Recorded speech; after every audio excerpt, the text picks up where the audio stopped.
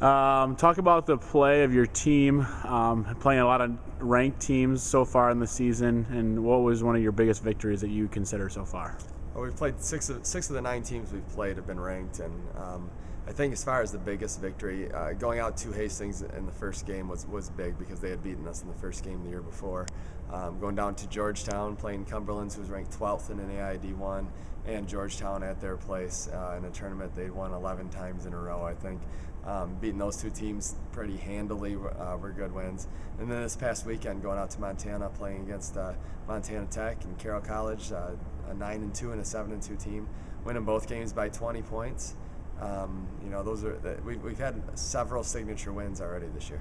Talk a little bit about the play so far. You guys are 9-0 on the season, off to your best start in school history. Talk about some of the premier wins that you've had so far. Well, I think you start at the beginning when we beat Grace Bible. Grace, kind of like us, a few years ago, nobody really knew much about them. They weren't on the landscape here in West Michigan, and now if you look around, they're 2 of the better teams. And with them having Alan Durham, we felt great about that when our team showed a lot of character, being down double figures late in the second half and finding a way to be able to dig out of that hole. So that was great. And then obviously, as you move forward, 2 of the biggest wins for our school is over Hope and Calvin. We've never beaten either one of those schools, and for them to come to our place and for us to be able to beat those guys was really a great accomplishment for our kids and for our school. And hopefully it'll help propel us as we move forward. And then at our level, to be able to beat Huntington from Indiana, who's in the MCC conference, one of the best conferences in the country, here at our place by double figures. That was a great win too, especially being that early in the season, and they were undefeated at that time as well. Talk about the play of your 2 returning All-Americans, Christy Bowman and Callie Beneke, so far. I'll start with Christy. Christy's been amazing. She's led us in steals and assists almost every single game. She's scoring better than she ever has. She's finishing around the rim better. She's shooting the 3 well, and she's really taken some kids out of games defensively. She makes us so much better because people play harder with Christy's on the floor. Callie's shooting almost 60% from the floor, leading us in scoring and rebounding, and just doing what Callie does. She's not shooting the 3 as well as she did a year ago, but she is that good a shooter, and that will come around. But those 2 have been, they've been our rocks so far. Obviously, you've had a lot of guys play really well for you over the course of the season, being 9-0, but really the standout play of James Nelson and Nathan Cox. Talk a little bit about how those 2 have led your team so far.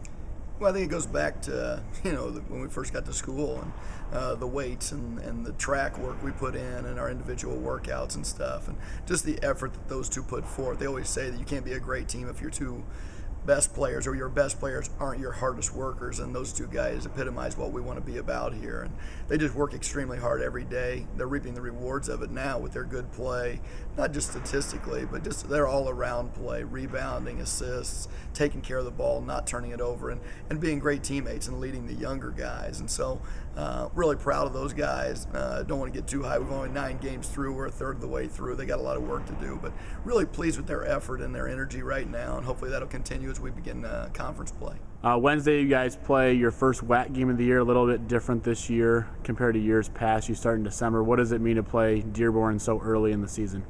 It's kind of exciting. You get a little bit more of an adrenaline rush. It's not the same old playing non-conference teams every week. And playing Dearborn at Dearborn, we never ever play well there. It's a tough gym with a rubber floor, and they've got nothing to lose. They're not as talented as we are, but they're very, very young and dangerous. She's got a complete roster overhaul this year. I think she's got 12 freshmen and 3 junior college transfers. So that's going to be a challenge. And then Saturday, we're really excited. We've got Indiana Tech coming in here. They just narrowly lost to St. Francis, who's ranked number 8, by 2 last weekend. They're playing well. They've got a Division I transfer that's averaging double digits, and that's always a good game here. This week you start WHAC play for the first time in December. The WHAC has ever started that early. Talk a little bit about starting conference play so early, and then obviously a big road trip on Saturday to Indiana Tech. Well, it is a change, before Christmas, getting into your conference season, kind of a weird or a different deal, in that we've got 4 games, 2 on the road, 2 at home.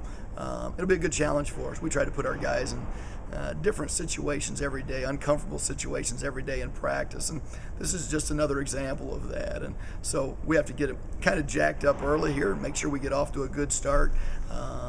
We have Michigan Dearborn here on Wednesday, which will be a good contest for us. They ended our season 2 years ago, so we're always ready for those guys. And then on Saturday, a huge test against Indiana Tech at their place against a team that just beat the #1 team in the country. So we've got our work cut out for us.